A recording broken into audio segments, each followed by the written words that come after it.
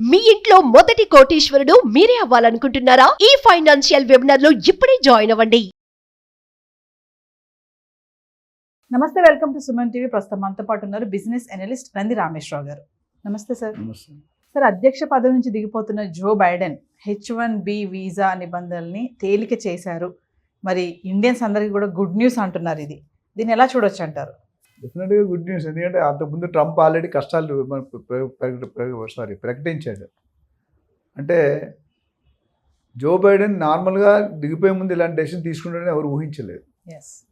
ఎందుకంటే ఆయన ఏమంటాడు, H1B వీసా ప్రాసెస్ని, ప్రొసీజర్ని అంటే లిబరలైజ్ చేశాడు, ఫ్లెక్సిబుల్గా ఎవరికి ఇబ్బంది లేకుండా ఈజీగా అయిపోయాడు. అదే 2 నెలల ముందు చేయడం, 2 నెలలు 1 నెల ముందు, ఆల్మోస్ట్ 1 మంత్ ఉంది, 30-40 days. సో అది చేసాడంటే మేబీ ఉన్నప్పుడు కొన్ని పనులు జరగలేదు అనుకునేవాడిని, నాకున్న ఒపీనియన్. మార్కెట్లో మంచిగా చేసుంటే ఆయన మళ్ళీ ఎలక్ట్ అయ్యి ఉండేవాడు. కొన్ని దాంట్లో బ్యాక్లాగ్ ఉంది. సో దాన్ని కొద్దిగా కవర్ అవుతుందేమో అనే ఉద్దేశంతో ఇంట్రడ్యూస్ చేసి వెళ్ళే ముందు ఒక మంచి పని చేసిపోదాం. చాలామంది మీరు చూసుకుంటే, నేను రియల్ లైఫ్లో మొదట చాలా మైజర్గా ఉంటారు, ఖర్చు పెట్టరు. ఇక నేను 2 నెలలు 2 సంవత్సరాలు పోతానని డిస్ట్రిబ్యూషన్ మొదలు పెడతారు. అది చాలాసార్లు మా ఇంట్లో, అంటే చాలా ఇంట్లో చూశాను. మొదట ఏంటంటే నాకు ఉండాలి, పోతామని తెలిసిన తర్వాత ఎంతమంది చేస్తే అంత బెటర్. ఇప్పుడు రతన్ టాటా గారు పోయేటప్పుడు వీళ్ళేమో ఎలా రాసేది చూడండి, మనం చేసాం లాస్ట్ టైం. సో బైడెన్ తీసుకుంటే ఒకటే అపోజిషన్ పార్టీకి మళ్ళీ రూల్ మారుస్తారేమో అని ముందే పెట్టాడు. ఆ తర్వాత ఆయన ఉంచుతాడా మారుస్తాడా అనేది డిఫరెంట్. నేను ఉన్నంతకాలం అయితే ఉంటుంది. ఈ 1 month 1.5 monthలో చాలా జరిగిపోతాయి. వేల మంది క్యాండిడేట్స్కి రిలీఫ్ వచ్చేస్తుంది.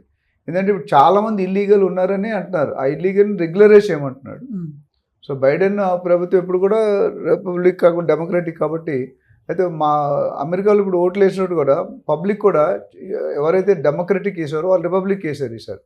ఎందుకంటే they are not happy with ఇప్పుడు సేమ్ కేసీఆర్ గారు మనం చూసాం, అక్కడ వైఎస్ జగన్ గారు గవర్నమెంట్ చూసాం, దే లాస్ట్ ది ఎలక్షన్స్. ఎందుకంటే దే సీ ఓటే మన సీట్ కూర్చోబెట్టడం తీయడం ఒకటే టైం పడుతుంది, ఎందుకంటే తక్కువ టైం పడుతుంది. They are not happy with the activities, చేసే పాలసీలు, procedure. Then they will have a HYDRAA చూసాం మనం ఎంత బ్యాక్లాగ్ అయింది. సో బైడెన్ అంతే ఇంత పాజిటివ్ మైండ్ ఎందుకు వచ్చిందని తెలియదు. ఎస్పెషల్లీ ఇండియాలో కొద్ది ఎఫెక్ట్ ఎక్కువ ఉంది, చైనాలో చైనా ఎక్కువ ఎఫెక్ట్ ఉంటుంది. ఎందుకంటే మన వాళ్ళందరూ ఐక్యూలో ఉంటారు. అయితే అక్కడ చాలామంది ఏమవుతుందంటే ఇల్లీగల్గా వెళ్ళి, ఇప్పుడు రెస్టారెంట్స్, పెట్రోల్ పంప్స్, హాస్పిటల్, ఇట్లో they do not gone through correct procedure, ఇల్లీగల్గా ఎంట్రీ అయిపోయారు. మన మస్ గారు కూడా అదే అందుకని అపోజ్ చేస్తున్నారు. అది మన నెక్స్ట్ వీడియోలో మాట్లాడదాం. సో దీనివల్ల ఏమవుతుందంటే ఎవరైతే బార్డర్లో ఉన్నారో, లాస్ట్లో ఉన్నారో వాళ్ళు జంప్ అయిపోతారు. అంటే బార్డర్ డైరెక్ట్ లోనికి వెళ్ళిపోతారు. ఇప్పుడు బార్డర్లో ఆపేశారు. సో F1 వీసాని కూడా H1B కింద కన్వర్ట్ చేసుకోవడానికి కొన్ని ప్రొసీజరల్ ఆస్పెక్ట్స్ మారుస్తున్నారని నేను. అంటే స్టూడెంట్ వీసా కూడా ఇప్పుడు ఈజీ అయిపోతుంది అంటారా సార్? అంటే ఈయన చెప్పిన పాలసీ బట్టి ఈజీ అవుతుంది. బట్ ఇది ఎంతకాలం నిల్చుంటుంది లేదంటే ఇట్స్ అ క్వశ్చన్ మార్క్. ఎందుకంటే అపోజిషన్ పార్టీ అంటే అర్థం ఏంటి, రూలింగ్ పార్టీ చేసేది అపోజ్ చేయడం, అపోజిషన్. అందుకని అపోజిషన్ పేరు వచ్చింది. ఇప్పుడు బైడెన్ పవర్లో ఉన్నాడు కాబట్టి చేస్తున్నాడు. రేపు ట్రంప్ వచ్చాక మార్చొచ్చు కదా. ఫార్మాసిటీ అని తీసేశారు నెక్స్ట్ సీఎం వచ్చి. So they have their own authority. అయితే ఇప్పుడు ఇక్కడ ఇష్యూ ఏంటంటే ట్రంప్ ఆ లీగల్ క్రిమినల్ కేసులో ఇరుక్కున్నాడు. అది ఎలా ఉంటుంది challenge. So double spin attack, క్రికెట్లో డబుల్ స్పిన్ వికెట్లు పడిపోతాయి మంచి స్పిన్ వేస్తే. అట్లా ఇక్కడ ఏమైందంటే అటు ఒక ప్రాబ్లం ఉంది, ఇటు ఒక ప్రాబ్లం ఉంది. ఈ మధ్యలో జో బైడెన్ పాజిటివ్ స్టెప్ తీసుకున్నాడు. ఇన్ని రోజులు ఎందుకు తీసుకోలేదు? సో ఇప్పుడు ఉన్న మన ఎలక్షన్లో వేసిన కూడా ఇండియన్స్ ఎక్కువ మంది ఉన్నారు క్యాబినెట్లో. ట్రంప్ క్యాబినెట్లో ఇండియన్స్ ఎక్కువ మంది ఉన్నారు. కమలా హ్యారిస్ వస్తారు అనుకున్నారు, రాలేదు. సో స్టూడెంట్స్కి మంచి చేయాలి, వెళ్ళేటప్పుడు కనీసం నా పేరు గుర్తుపెట్టుకుంటే మేబీ ఆ సెంటిమెంటల్గా ఉండొచ్చు. కనీసం ఏది చెప్పని ఇది ఒక్కటి చేస్తే కొంటే ఆల్ ఓవర్ వరల్డ్ పేరు వస్తుంది. ఎందుకంటే there are lakhs of people migrating into every year. మనకు తెలిసి వీసాలు అయితే వాళ్ళు 65,000 మామూలుగా ఇస్తారు, 20,000 అడ్వాన్స్ లెర్నింగ్కి ఇస్తారు. అంటే టోటల్గా every year 85,000 visas are being issued. 85,000 అనేది చాలా పెద్ద ఫిగర్. అంటే ఎవ్రీ ఇయర్ ఏంటంటే లాస్ట్ 20 years ఎంతమంది లక్షల మంది వెళ్ళారు, 17-20 లక్షల మంది వెళ్ళి ఉంటారు.